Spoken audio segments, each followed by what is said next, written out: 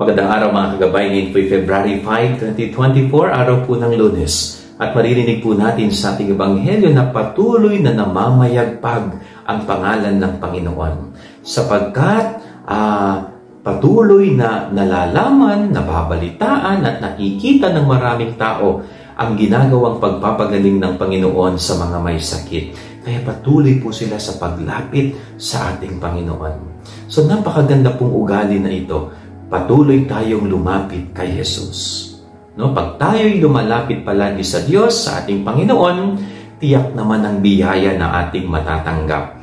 Kaya sana huwag nating ilalayo ang ating sarili sa Diyos. No? Patuloy tayong lalapit sa Kanya dahil ang Diyos lamang ang pinagmumulan ng lahat ng biyaya sa ating buhay. No? Hindi lamang pera, hindi lamang material na bagay, kundi kahit ng mismo ng ating kagalingan. No? Physically, emotionally, spiritually, matatanggap natin siya sa Diyos kapag tayo ay lumalapit sa Kanya. Yan ang ating gabay aral ngayong maghapon. God bless po sa inyo lahat. Pagpalain kayo ng Panginoon.